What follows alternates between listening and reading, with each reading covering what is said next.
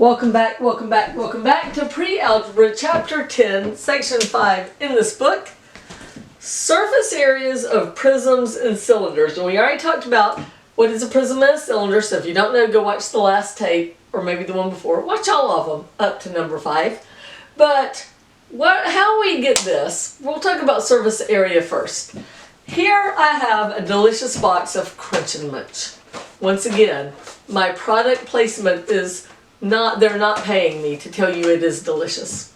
You know, I am a math influencer. They ought to pay me, at least send me free boxes of Crunch and Munch.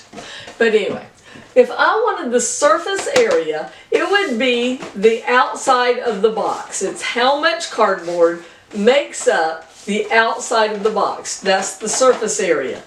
How much cardboard? Okay, and then here I have a cylinder, once again.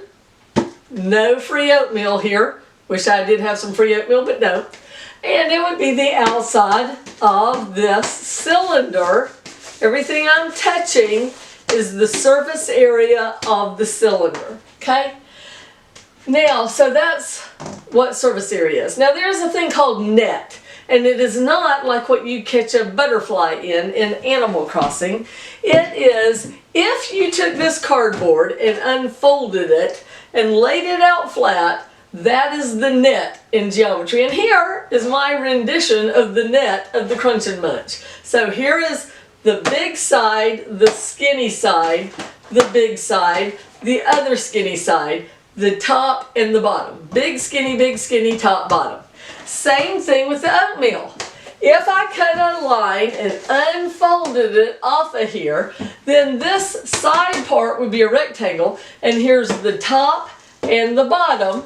So this is the net of the cylinder. That's the net of the Crunch and Munch box. So it's, if you unfold the pizza box, is the one they have in the book. Okay, that is the net.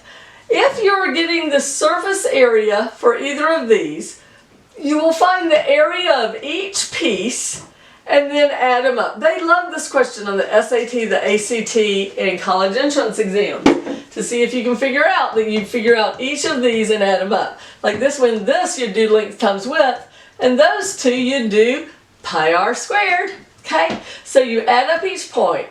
If it's the Crunch and Munch box, each part, to get the surface area, you would do length times width. And remember, I told you by tradition that is written in cursive. And if you are doing the oatmeal box, this part would be length times width, and those two would be pi r squared to get the area of the circles. So it's length times width and or pi r squared. So here I have two prisms that I want to know its surface area. The formula for them are actually the same. It's 2 times the area of the bases plus the perimeter times the height. Because if you think about this, look at this one. What color is that? Red. I'll make it purple. Okay, so here is my oatmeal. If you go all the way around the bottom here, that's the perimeter. But if I unfold it, that perimeter is right here. That becomes the perimeter. And this is the height. That's just length times width of this rectangle that makes the sides of my oatmeal box. Okay? So that's where the perimeter comes from. Same thing with the Crunch and Munch. If you look around the edge of the bottom, that's the perimeter. But it's also this length right here. And this is the, if we call that the length, this is the width. And we can multiply by those times each other, and we would have all of this. So you get the area of the two bases plus the perimeter times the height. You get the area of the two bases plus the perimeter times the height. It's really the same thing.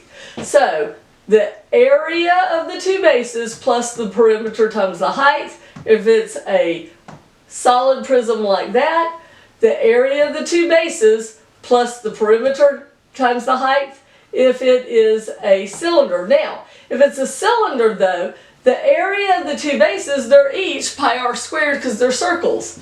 And the perimeter of a circle is the same thing as the circumference And the formula for circumference is 2 pi radius. And I talked about where that came from last time. It has to do with where pi comes from. And then times the height. So it's really the same formula. So here we'll figure out this one. This is a square on the bottom and top. Each of them are 2. And the height is 4. So we're going to get the surface area of this. It's 2 times the area of the base. And the area of the base is length times width, or 2 times 2. And we have to multiply it by 2 because of the formula. Well, 2 times 2 times 2 is 8. And then we have to do the perimeter. And to get the perimeter, it's 2, 4, 6, 8. You see that? Each side is 2. To get the perimeter, what is it all the way around? 2, 4, 6, 8. And then times the height, 4. So this is 8. 8 times 4 is 32. 8 plus 32 is 40. So the surface area of that box, it's not my Crunch and Munch box because it's square on the bottom, is 40. Now here's the cylinder. This is not my oatmeal because its radius is 2. Oh, I don't know. Maybe so. I think that's more than 2, don't you? Anyway, listen. The oatmeal is all gone. I need more oatmeal. Alright, so for this one, it's 2 times the base, but the bases are pi r squared. The radius is 2, so it's 2 pi 2 squared. And then times the perimeter, but the perimeter is the circumference. And the formula for circumference is 2 pi radius, which is 2 pi 2. And then times the height, which is 6. I put all of this in my calculator, or I could divide it up and do 2 times 2 squared is 8. 2 squared is 4. 4 times 2 is 8 pi. Plus 6 times 2 is 12 times 2 is 24 pi. And you can add them up. 8 pi and 24 pi is 32 pi.